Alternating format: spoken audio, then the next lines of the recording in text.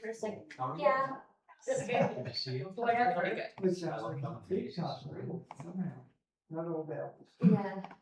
Well, he says yeah. That's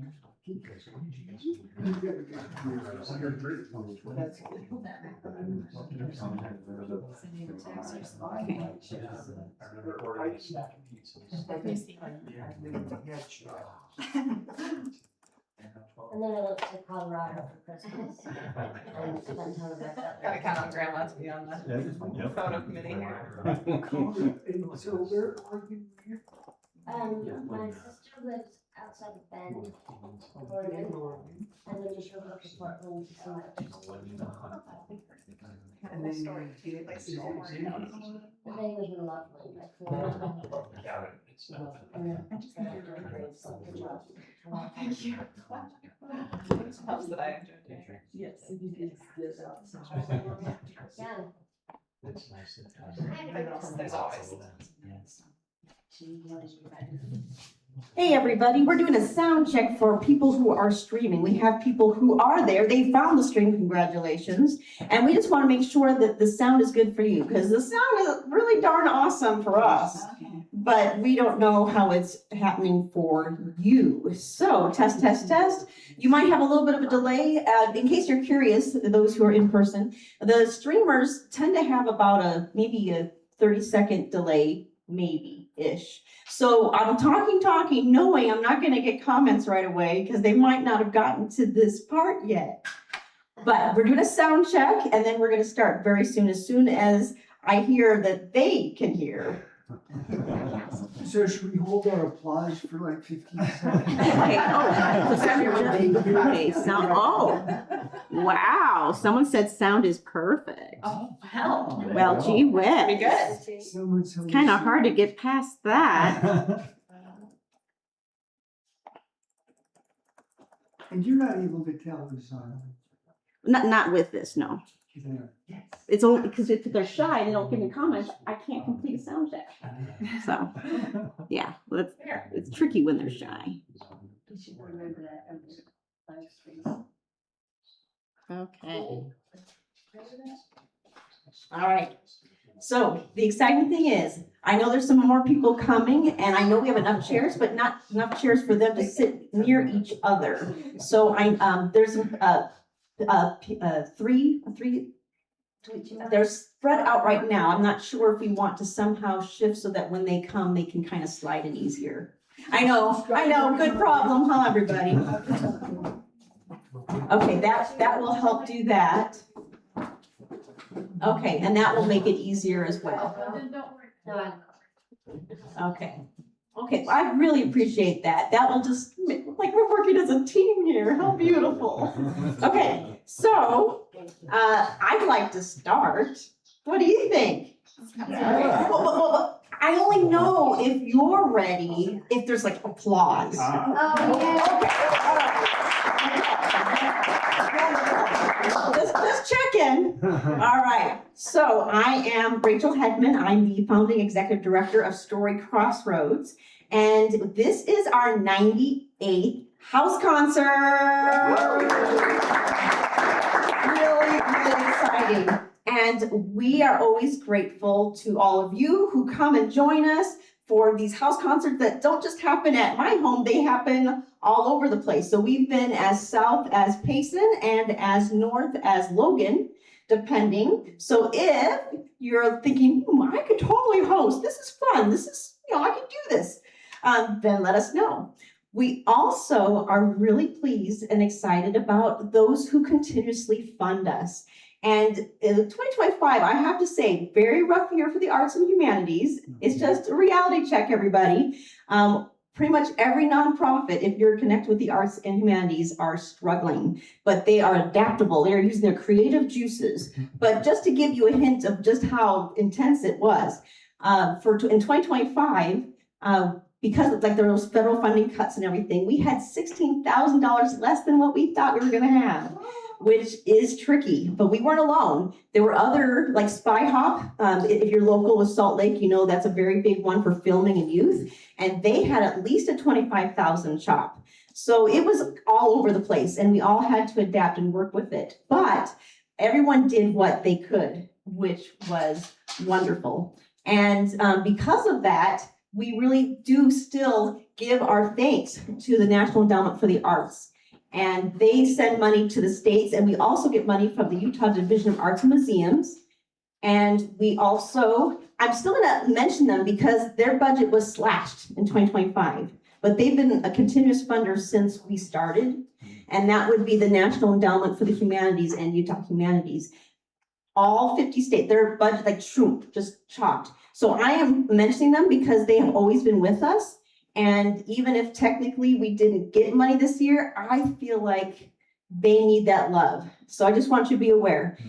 Then we also just, found out we did get the official notice that we did get a grant with the Salt Lake City Arts Council, which they have helped us for years and years. And Creative West, which was also used to be known as WestStaff, Western States Arts Federation, but they changed their name, and that's more of a regional that involves several states. So there's just, oh my goodness, and we are in Salt Lake County, everybody. ZAP, Zoo Arts and Parks of Salt Lake County. They're actually, drum roll, they really are our biggest funder. So we really appreciate them year after year. So all of that said, by you coming to here, we have house concerts. You can come whether or not you donate, but you can also help and add to that. And actually, you donate, and there's money that goes to Madeline, our storyteller, right? That's a really cool thing. But we want the stories. Madeline, Rollins, guess what? 2-time National Youth Storyteller. This is a huge thing. So she started her journey with youth storytelling. And now she's an adult. She's in college and learning even more things. But guess what? We're going to learn a lot of things from her with Once Upon a Family Tree. Let's put our hands in the air for Madeline.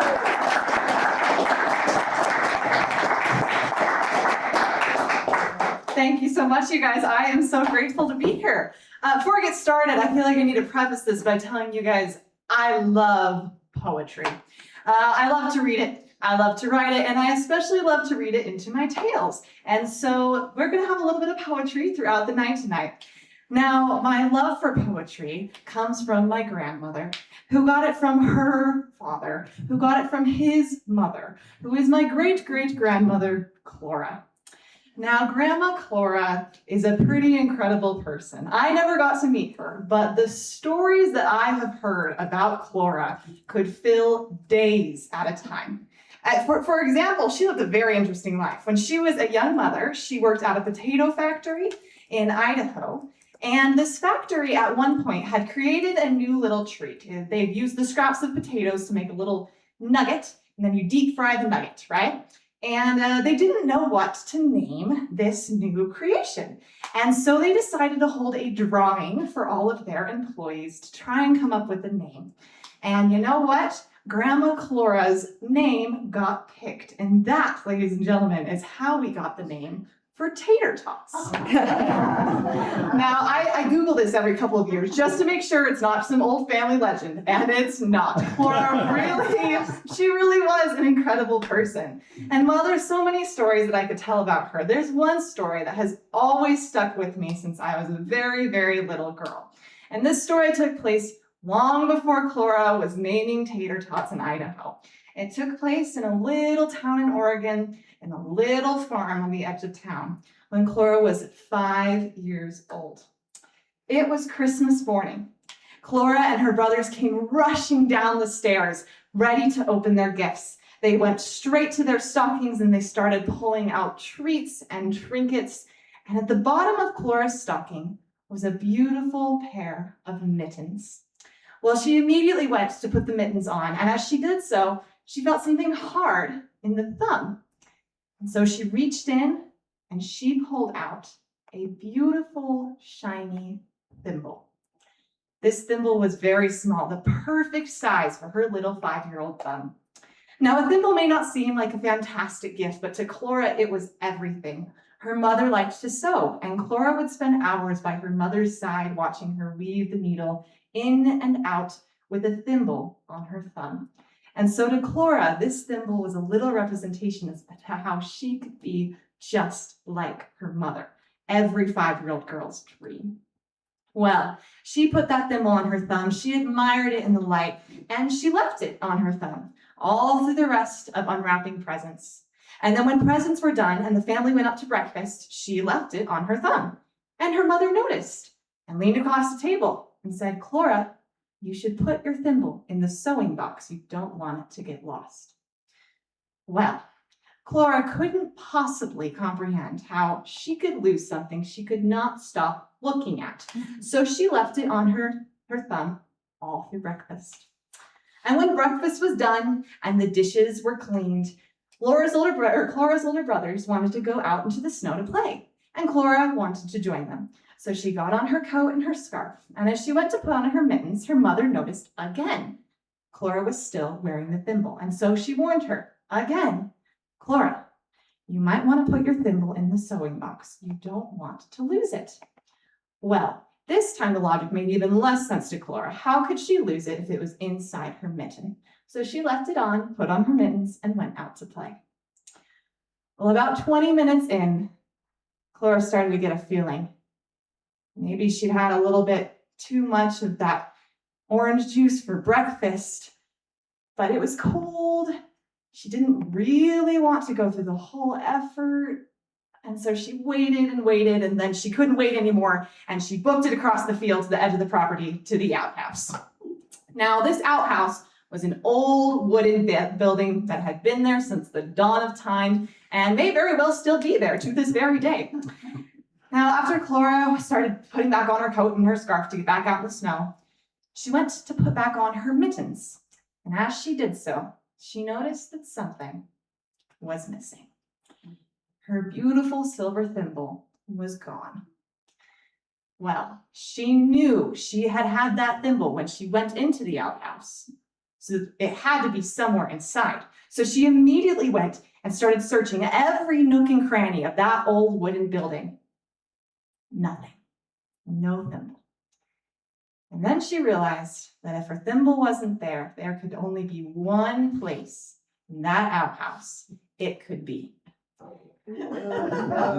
So she swallowed her fear and she peeked over the edge of the dark, stinky pit, down, we're at the bottom, shining in a little sliver of light, like her beautiful silver thimble.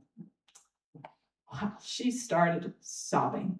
It was gone. There was no way she could get that thimble back. Her beautiful gift, her favorite Christmas present, gone for good. And as she cried, her older brothers who were out playing in the snow heard her wails and came running to see what was the matter. And through sobs, she explained what had happened to her thimble.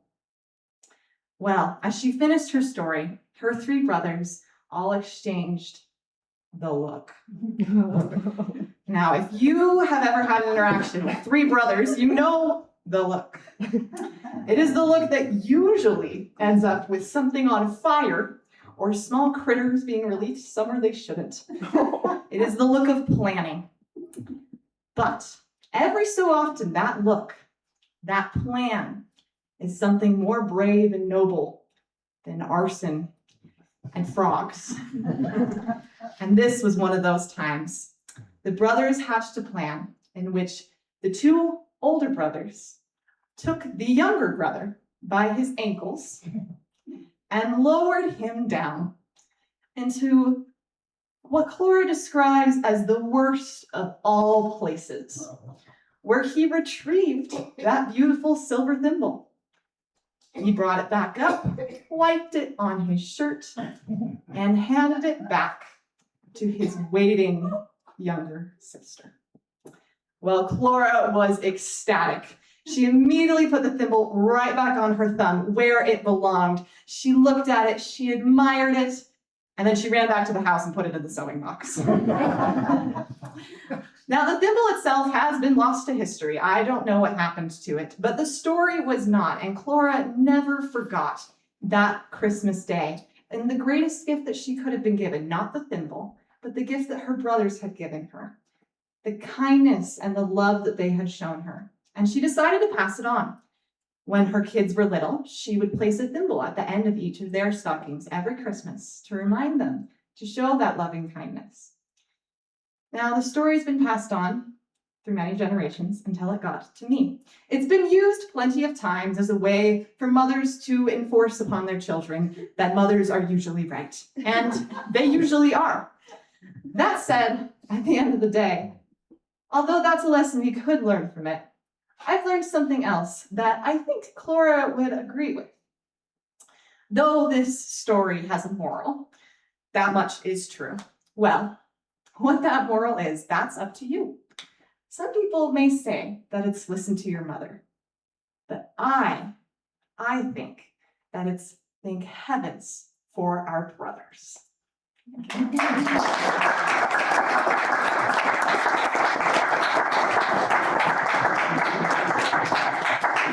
you.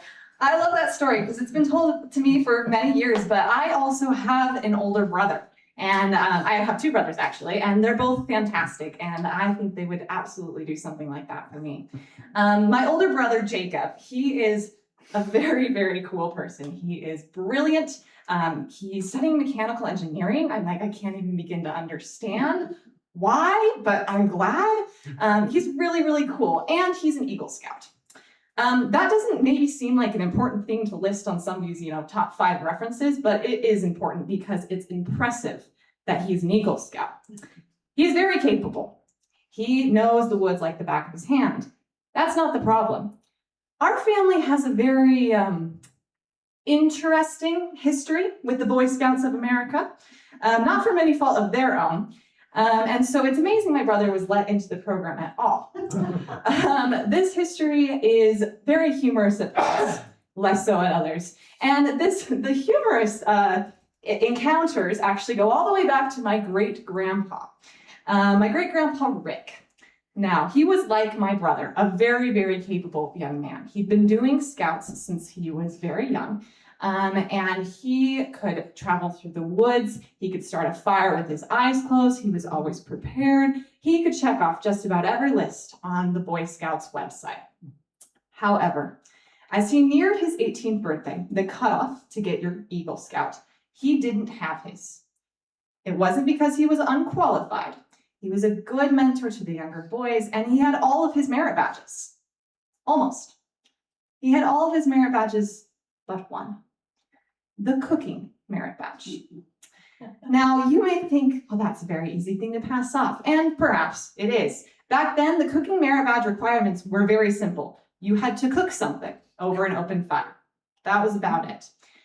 Now, as a college student, I am regularly impressed at the amount of my peers who believe that microwave ramen and Pop-Tarts are full meals. Well, Rick agreed with that belief. He figured that if he was ever lost in the woods, well, he could tell the difference between berries, and he was never lost in the woods, and that's what the grocery store is for. So he put off getting his cooking merit badge as long as possible. But as his 18th birthday crept closer and closer, he couldn't put it off anymore. One day, the scout troop went out for a campout. That night, as the coals were dying down, he approached his scoutmaster and informed him he was ready for his cooking merit badge. The scoutmaster followed him over to the fire. Rick pulled out a frying pan from his pack and, without bothering to grease it, set it on top of the dying coals. Then he pulled out a carton of eggs. He took the first egg, and from his standing position over the fire, he cracked it on his jaw and went to drop it into the pan. He missed. So he grabbed another egg and he tried again, and he missed. And the third time he missed as well. But on the fourth time, he managed to land the egg squarely in the center of the frying pan. Well, after he waited for it to cook for a second, he turned around and went back to his backpack. And as he did so, he kicked some sand into the fire, but he didn't seem concerned about the sand that landed in the pan. From his backpack, he retrieved a small plastic bag. And then he went back to the fire, kicking more sand into the pan as he did so. And he upended the plastic bag, full of salt and pepper, onto the egg. And then he waited. He waited, and he waited. And when he finally decided that it was time, he took the pan out of the fire and attempted to flip it. Now, cast iron that has not been greased does not enjoy letting go of the thing inside.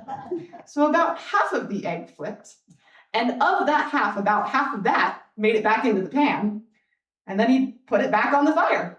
And he waited a little longer, and then when he decided it was done, he pulled the pan off, he pulled out a crumpled paper plate, and he scraped the sandy, seasoned egg onto the plate, and he handed it to his scoutmaster.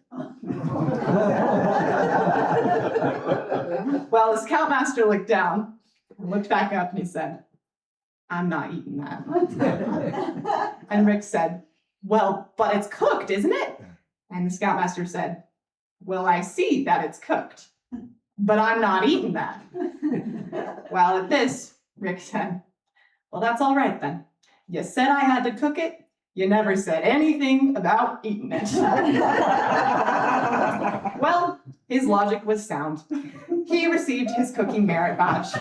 He went on to do his Eagle Scout project, and several weeks later, Great-Grandpa Rick became the first man in my family to receive his Eagle Scout.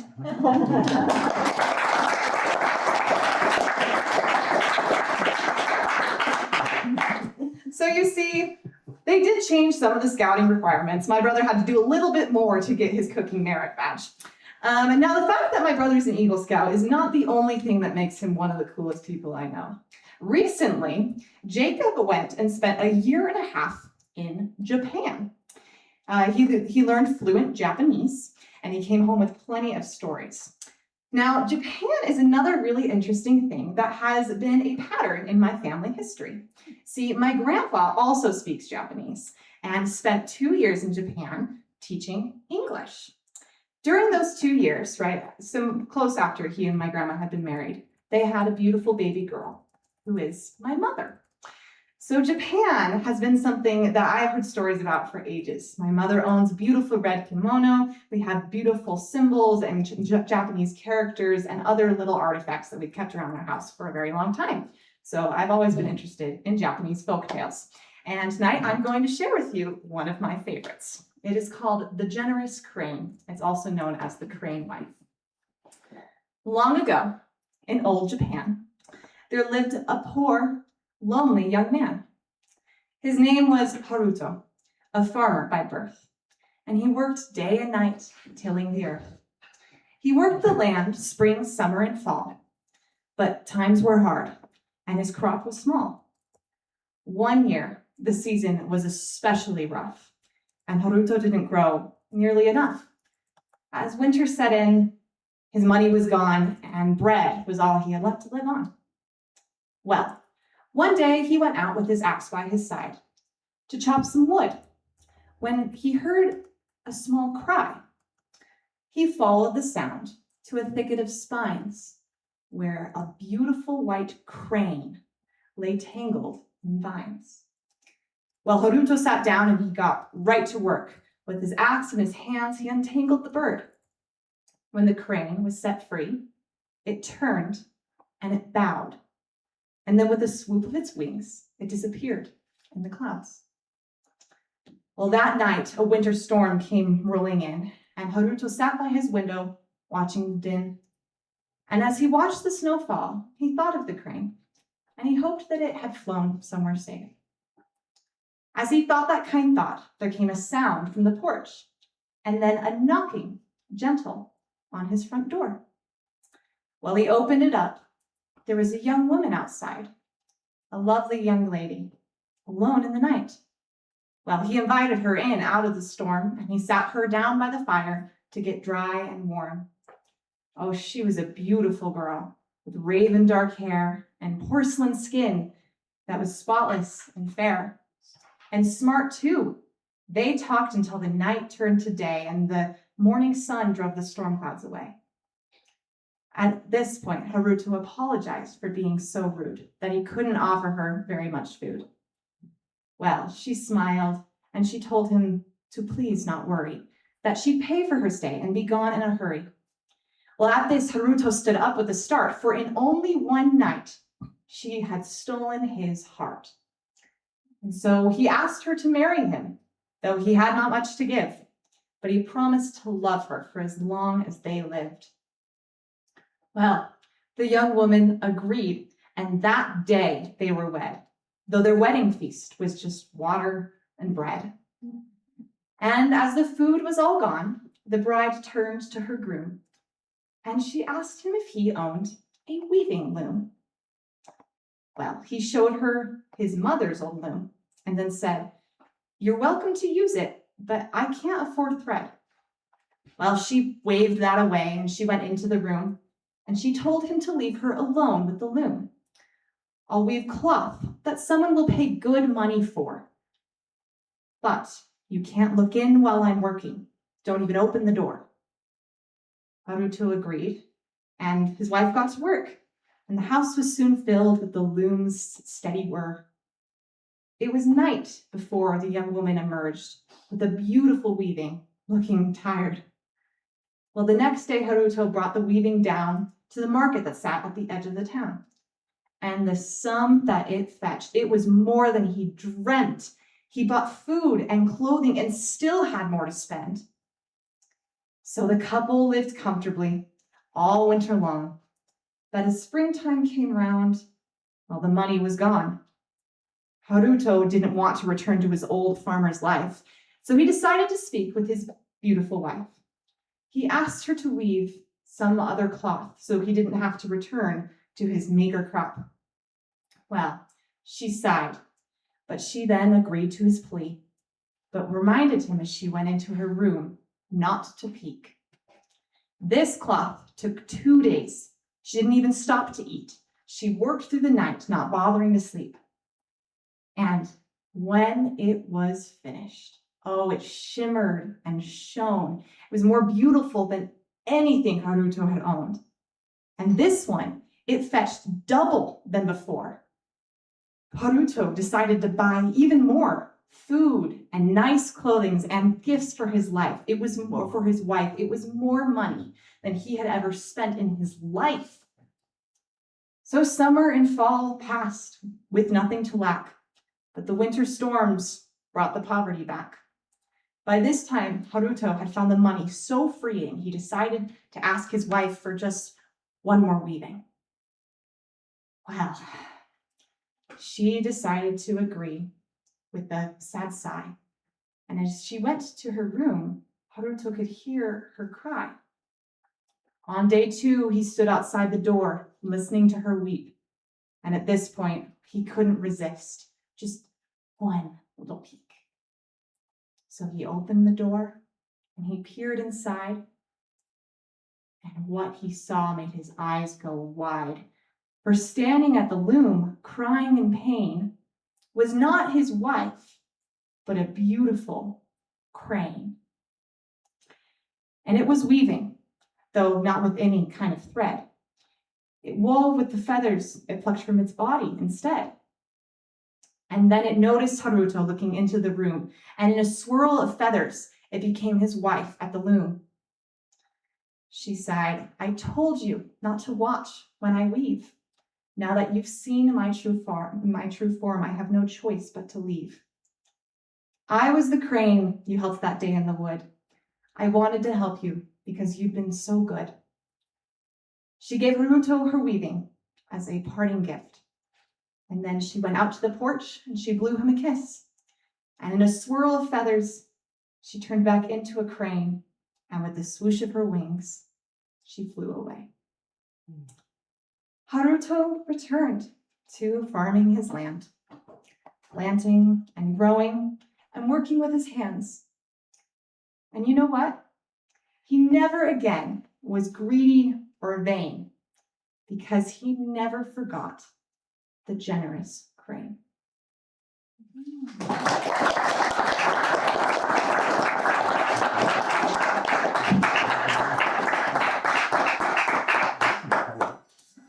that story, and I have always have, because my favorite animal has always been a bird, and so the idea of a crane that can turn into a human and back again was always so interesting to me. Now, cranes are not my favorite bird, but I love all of them, and I went through a period of time as a child where my favorite bird was an owl. I loved owls. And then I read Harry Potter and I found out you can have an owl as a pet. And that was the greatest moment of my life, soon followed up by the worst moment of my life when my mother said no. Yeah, I can't imagine why. Yeah, my mother is not much of a pet person. She likes animals, but I would constantly beg for a pet as a child. And she always had a good reason why not to get it. I wanted a dog, my sister's allergic. I wanted a cat, I'm allergic. I wanted a horse, we didn't have room.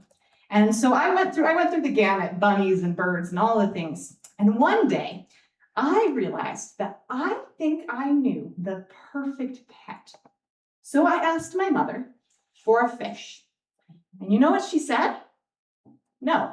Yeah. And I couldn't understand her reasoning. And she said, no fish. They are too much work. You have to clean the tank. You have to feed them every day. And besides, they don't live very long. Well, she had me there. So I went back on my search for the perfect pet. And it didn't take long. Just a few weeks later, I realized I had found the king of all pets. And it was at this point that I approached my mother and I asked for a snake. And you know what she said? No. Well, this time I couldn't understand it. Why not? I said, you don't have to clean their tank very often. They don't eat every day. And besides, they live like 20 years. And my mother said, absolutely not. And I said, why not? And at this point, my mother sat me down and she told me a story. Once upon a time, there was a snake named Cyprinth. Cyprinth was a rosy red boa constrictor, and he was a pet for a very happy family. He was well taken care of. He lived in a big tank with a very nice heat lamp. He got fed every couple of weeks, and the son of the family was in charge of cleaning his tank. Well, one day, the son came in and he took Cyprinth out of his tank and he cleaned the tank and he put Cyprinth back in. And Cyprinth realized that the door wasn't completely closed. Well, he might have been a happy snake, but he was also a curious snake. And so he decided it was time to do a little exploration of the rest of the house. He slithered out of his tank and he went on a journey. He visited every dark nook and cranny of that house, and then he discovered something wonderful. There were these vents in the ground that shot up warm air. He loved his life outside of the tank. So for several weeks, that's where he lived. He could slither between the rooms at nighttime when everyone was asleep, and then he would hide in the dark crannies, and if he needed a little warm boost, he would go sit on top of the vent. And this was wonderful for about a month. And then he started to get hungry. See, the only problem with this house is it didn't have a rat problem. And so one day he decided it was time to return to his little home in his tank. But when he slithered back to where the tank had been, it was gone. The table had sat on was pressed against the wall, and Cyprinth wondered maybe his family didn't want him anymore. And so he slithered back to his dark corners, all alone and hungry. And then things got worse. As time went on, those little vents in the ground, they stopped pumping out hot air. Sometimes they'd even pump out cold air. And he was cold. And so Cyprinth lived that way for a couple of weeks, cold and hungry. And one night, as he slithered around, he was hungry and looking for somewhere warm to sleep. And then he saw it on the counter, a metal box, very warm. So he slithered up and into the box, and he fell asleep. Well, he was rudely awakened by some pressure on his back, as though he'd slid into a piano and somebody was pressing down on the keys. And then suddenly he was flipped upside down. And then something reached in and grabbed him. It was the father of the family. The father hollered to his son to see, look who he'd found. And Cyprinth realized the family still loved him because the son ran out to the garage and brought back in his old tank. Cyprinth was fed a nice big meal, and then he went to sleep underneath his heat lamp. And you know, he lived a very happy rest of his life. He never even bothered to check again if the door was open. He was perfectly content. Well, Cyprinth was my brother's snake, my mother said. The day that we found him in our toaster, he had been missing for 3 months, slithering around the hallways at nighttime, and we never found him until he showed up that fateful Monday morning. And he did live a happy rest of his life. But Madeline, she said, I don't want your pet to end up in my toaster. That makes sense, I said. But Mom, you don't understand. Cyprinth was a perfect pet. It's not his fault. Someone left the cage open. You can't blame them. My mom didn't understand that logic, so she said no. For a while, for months, for years. And then one day, when I was 14, at this point it was just a pattern of asking. I knew what she was going to say, but I asked her anyways. And you know what she said? Sure, you can get a snake. So I did. I bought a ball python named Noodle. And you know what? I was right. Noodle was the perfect pet.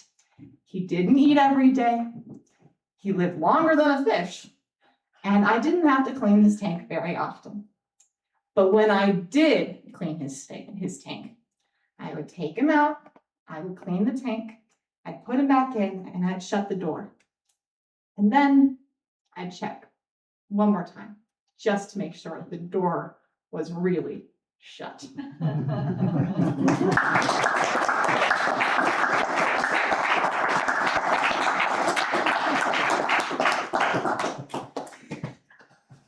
Well, I told you guys that my family has an interesting history with the Boy Scouts of America. That does not just include my grandpa Rick. And my dad also had some very interesting things happen while he was in the scouting program, although considerably less humorous, but a bit more heartwarming. My grandma had 5 sons. And at some point, every one of them was put into the scouting program. And they all lasted various lengths. Well, my dad was in Scouts when he was 11 years old. Now, if you're familiar with 11-year-old Boy Scouts, you would know that they're just a little bit too young to go to scout camp, which makes sense. As my Uncle Marcel would say, Scouts require adult supervision, and 11-year-old Scouts require adults with supervision. So, you know, nobody wanted to watch them overnight. So instead, they would go to Scout day camp. Now, day camp usually takes place about 5 miles off the freeway in a designated wilds area, and there's all sorts of stations and things set up for the boys to do. Well, when my dad was 11, my grandmother dropped him off at Scout camp, and he got right to work. Scout camp has things like axe throwing, whittling, bow and arrow, other sharp things, you know, the things you should definitely be having your 11-year-old get into. Well, my dad loved the archery range. And so at some point in the day, he and his friends found themselves there shooting. They were given 2 instructions before they got going. Point at the target and don't run with arrows in your hand. Both, you would think, common sense. Well, after they'd been shooting for a couple of rounds, one of them noticed a group of boys coming up the hill. Well, they figured out if they could collect their arrows fast enough, they could get in one more round before those boys got to them. So my dad took off across the field towards his target to grab his arrows. He pulled them all out of the target, and then he started running back, and as he did, he tripped. Now, most things you tell an 11-year-old go in one ear and out the other. But one thing that stuck in his head was the Scoutmaster's instruction to not run with arrows. You don't want to fall on them. And so in that split-second moment, he had the conscious of mind to throw his arms out to the side to avoid falling on the arrows. And he fell flat down, and a large rock broke his fall. Well, he picked himself back up, and he walked over to the shooting line. But at that point, he wasn't so interested in that other round because something didn't feel very good. His stomach hurt. So he went down to the nurse, and the nurse checked him out, and he looked fine. So she had him lay in a cot to see if it got better. It didn't. It got worse. And so finally, they decided to take him home. Now, this was in a time before cell phones. And so my grandmother had no idea what had happened at camp that day. In fact, that morning, because she was minus a son, she decided to take the other 4 to the park to play. But as she sat there, she realized she needed to go home. She didn't know why, but she needed to go home.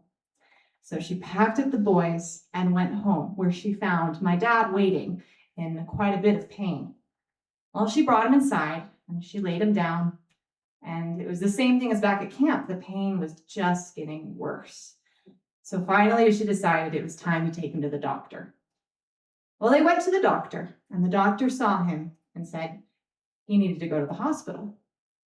So they loaded back into the car, and they drove to the hospital. And every bump along the way made my dad groan because his stomach hurt. When they got to the hospital, there were people waiting for them outside. They rushed him in, and then he got a surgery. He was okay at the end of the surgery, miraculously. But the recovery period was tough. And so friends and family bonded to be able to cheer him up. One of them was my great-grandpa Orton, who is Clora's son and also has a bit of a knack for poetry. So he wrote my dad some poems, such as this one. Timmy was a good Boy Scout. He's brave and handsome and clean. But he's not really so cheerful now because he's missing his dear old spleen. When my dad had fallen on the sharp rock, it had in fact polarized his spleen. Now, this is an injury that is usually fatal within 15 minutes. But by some miracle that still cannot be figured out by doctors, my dad had lasted the 5 hours it took for him to get to the hospital and get the surgery necessary. Well, he is still missing his spleen. He left a little part of himself back at that scout camp. And on Christmas Day, a couple of years ago, he got a familiar pain in his stomach, and he's also now missing his appendix. There's not a whole lot of organs going on in there anymore. But you know, I think that we as a family can all echo the sentiment of the last line of one of Grandpa Orton's poems. There was once a good Boy Scout named Tim who went to scout camp with Vin. He returned from that scene, minus his spleen, but we all love what's left of him.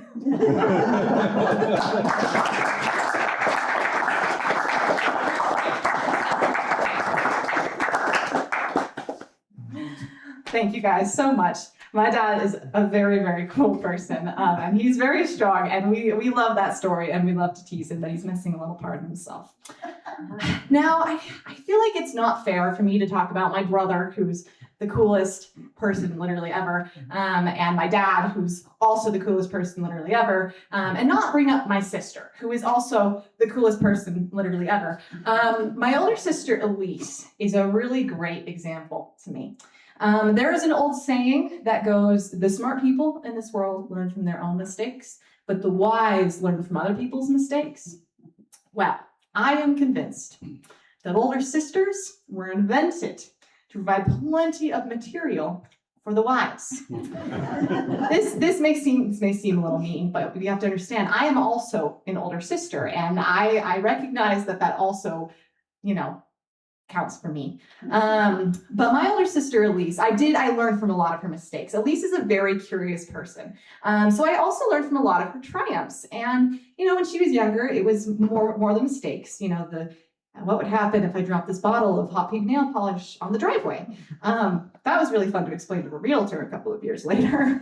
But as she got older, her curious actions were more along the lines of, what if I went out for the basketball team or tried out for this musical? And I got to learn from those as well. But raising a curious child is not an easy task. And long before Elise was making smart decisions with that curiosity, she was making curious decisions with the curiosity. And my parents can attest to how young she was when she started being curious. In fact, they tell us a story that we never let her forget, although she doesn't remember, about the first time they realized just how much trouble they were in. It took place when my dad was in grad school. And my parents had been married for a couple of years. They had had Elise, who's the oldest. She was 3, Jacob, who's 2, and I was about 6 months at that time. And the business school had announced that they were holding an auction. Now, auctions are maybe not the greatest place for a family, but because the business school recognized that that was how a lot of their students were, they put in very big, bold letters at the bottom of the flyer that families and children are welcome. And so immediately, my parents decided that would be a good idea to go to, because it meant they could get a night out of the house without having to find a teenage sacrifice going to watch 3 kids under the age of 5. And so the night of the auction, they packed us all up in our coats and they headed off towards campus. Well, as they approached the business school, there were lines of people outside. This auction was far more popular than they thought it was. And so when they finally managed to make it through the lines and up the stairs to the auction room, it was full. The room was full of those black chairs you see at weddings and funerals, lines upon lines of them, mostly filled with people. But my parents managed to push their way to a seat in the back. And as they sat down, my mother looked around and she noticed something was a little bit off. It was silent. And as she looked in the front of the room and in the middle of the room and in the back of the room, she realized there were no other families there. Well, she was immediately sent back to her time as a teenager when the auction shows would come online. Those shows where if you sneezed, you could accidentally bid $10 million. Yeah, that's what she thought of it. She realized that this auction was more serious than she had imagined, that a sound could mean quite a bit of money, and that she'd brought 3 kids to it. So immediately she dove for the diaper bag. She pulled out the emergency materials, the Cheerios, the coloring books, the picture books. I fell asleep while Elise and Jacob dug into the goodies. Well, about 20 minutes in, silence. Not a sound from our corner of the room. It was a miracle, to say the least. Elise was busy coloring and Jacob was reading the picture book, and I was asleep because I'm an angel. And my mother waited, holding her breath. Well, about 40 minutes in, she started to breathe again. Still not a sound from our side of the room. Now Elise is reading the picture book. Jacob was coloring. I was still asleep. Well, about 55 minutes in the auction, 5 minutes left to go. 1 item left on the table, a packet of 3 baby blankets. My mother was about to sing hallelujah. They had made it. For the last 15 minutes, Jacob had been coloring, and Elise had finally scrambled onto a seat and held still, just observing the world around her. And as my mother thought about her wonderful, wonderful children, she realized that something was off, because Elise had been sitting quietly for 15 minutes watching the goings-on. And so, unless my mother was raising an alien, chaos was about to ensue. And as that thought came into her mind, she turned just in time to watch Elise's little legs clamber onto that chair. And then Elise raised her fist in the air and she shouted, 2,000.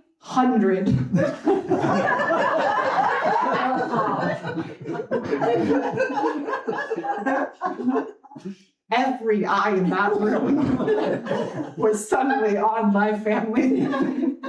My mother wrestled my sister down, but my dad made eye contact with the auctioneer, and he didn't really know what else to do, so he nodded, and he sealed the bid. Well, my family was the last one up to that auction table that night. My dad leaned over and had a whispered conversation with the man at the booth, and then he pulled out his checkbook, he wrote something down, and then he set those 3 baby blankets into Elise's waiting arms. My parents went home with 3 things that night. A really interesting journal entry, a very happy 3-year-old, and a story that we could pass down for many years to come. They also went home that night 2,000 times poorer. But don't you worry, those blankets did not go to waste. My mother used them for every single other one of my siblings, and when my younger sister got too old for the blankets, she took them, and my mother wrapped them up in a box with a note on it to remind her to give them to Elise someday, so she could use the most expensive baby blankets ever bought to wrap her children in her memory. Well, my sister gets to pass down her curiosity, her triumphs, and her mistakes, like my mother, who passed down Japan and her funny stories of snakes, or great-grandpa, who passed down his logic, or his humor at any length, or great-grandma Clara, who passed down her poetry, or my dad, who passed down his strength. Well, sometimes I look around me and I wonder what I could give, what things that I will pass down in the long years I have left to live. At the end of the day, what is valuable and lasting in this world and all of its glories? Well, I have learned that when everything crumbles, we will all still have our stories. Thank you guys so much.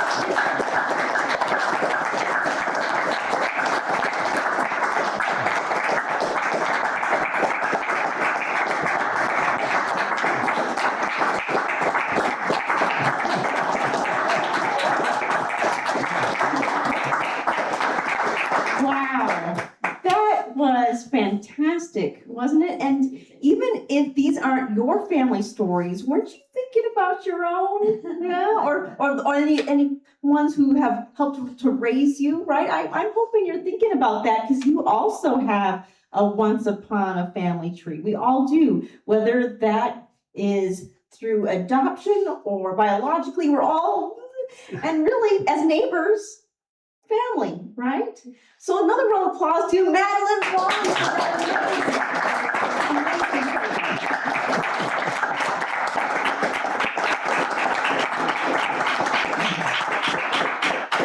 All right, you got to know something. You know that this is the 98th house concert, right? So you know that after 98 is going to be 99, and after 99 it's going to be 100. And the good news is we're going to keep going beyond that, but it's going to get interesting when we get to like 1,000. It's kind of hard to fit on, but isn't that something? Now, finally, you're performing for us at the 98th, but I have a feeling you're going to be, performing some more. And I definitely predict that for Story Crossroads, you'll be telling for our festival down the road. So this year is all good, but I for some reason, I just have this feeling. Noted. Just work on your planner. But if you're curious, like, what's next? I need more. The 98th will be on Friday, February 27th, and the 100th is going to be on Friday, March 21st. So we'll have Kira performing at the 99th, and we'll have Julie Barnson performing at the 100th. And just a little hint, Julie Barnson actually performed at our very first house concert. So we thought it would be special for the 100 to have to return Who Told First. And this was in December 2015, everybody. Wow. I know, and now he's just amazing. We've only missed a few months because of COVID when we couldn't really gather, but then once they said, oh, you can gather at least 25 people, and we're like, great, and then distancing and masks, I'm like, okay, fine. And we still did house concerts, we just did them outside and as safe as we could. But otherwise, we were like, just amazing. So I just want you to know that you are part of this now, of this history of 100, but we will also have more and more and more. And really, I hope we have more youth tellers turned adults who will just take an hour with us and do that.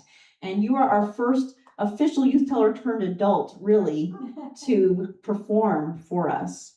So, yeah.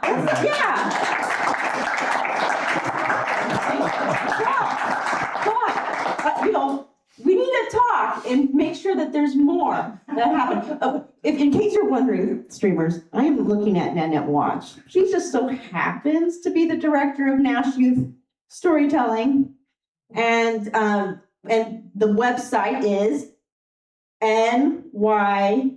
National Youth Storytelling. Oh, it's just spelled out. Okay, everybody. National Youth Storytelling. .org. National Youth Storytelling.org. You got to check it out. And with that, a reminder again that you can donate. It's at storycrossroads.org/donate. And if you're streaming, you'll notice there's a QR code. You can just scan that, boom, got there, or just type that in. And we always appreciate that. And of course, Madeline appreciates that too. And this is the part where, okay, in person really is the best. I think you already knew that. Just, that's fun. But we're glad you're here with us. We're going to have treats. You may have treats too, but you're going to have to go in your own fridge. But now that's your job. Okay, I've officially made sure that they know. But in that, we're going to have another round of applause and we're going to eat. Woo-hoo!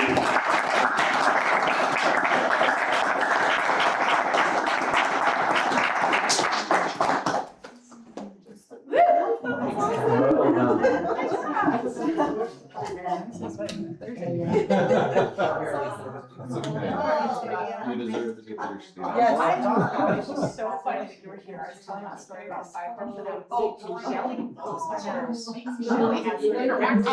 I have stories about that too. I wanted to, but I haven't gotten around to asking other people about it. And I was just thinking the whole time, I'm like, I asked her first name over and over. I was like, you know what, I was supposed to even ask. She, I just asked her. I do not remember when you I screamed and like almost fell against like the banister because she was playing foosball, which I didn't even notice what she had. It was just